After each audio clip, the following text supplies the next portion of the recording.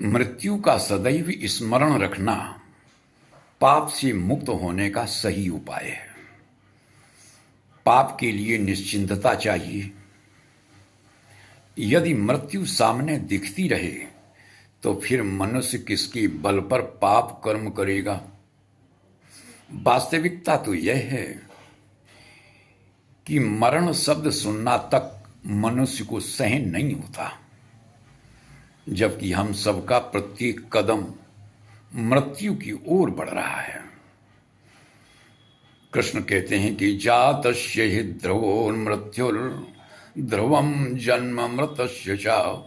जिसने जन्म लिया है उसकी मृत्यु निश्चित है। देखो, दूसरी बातें भले ही अनिश्चित हों, लेकिन मृत्यु तो निश्चित है। ध्यान देंगे, एक बार एक सज्जन एक नाथ जी के समक्ष उपस्थित होकर बोले कि महाराज, आपका जीवन कितना सरल, शांत, पवित्र और निष्पाप है। ऐसा मेरा जीवन नहीं। ऐसा क्यों? हमने कभी भी आपको किसी से क्रोध करते हुए नहीं देखा और ना ही किसी से झगड़ते देखा। आप सचमुच बहुत ही शांत, पवित्र और निष्पाप हैं।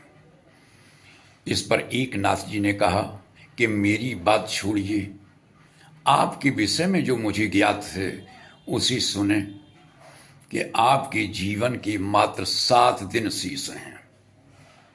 इसके बाद आपकी मृत्यु होना निश्चित है। अब एक नाथ जी की बात को कौन गलत मानता? उसे विश्वास हो गया। वह तत्क्षण घर के लिए प्रस्थान कर गया, तैयारी में जुट गया। अब उसे समझ नहीं आ रहा था कि क्या करना चाहिए, क्या नहीं करना चाहिए। लेट गया, बीमार पड़ गया। 6 दिन बीत गए। 7वें दिन एक नाथ जी उसके समक्ष उपस्थित होकर बोले, आप कैसे हैं?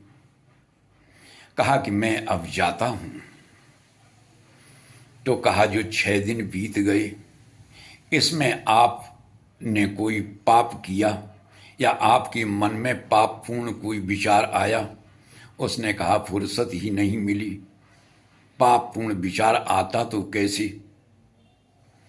इस पर एक नाथ जी ने कहा कि अब आपको आपके द्वारा किए गए प्रश्न का उत्तर मिल गया होगा। यदि मृत्यु सामने दिखती रहे तो फिर पाप कर्म हो ही नहीं सकता।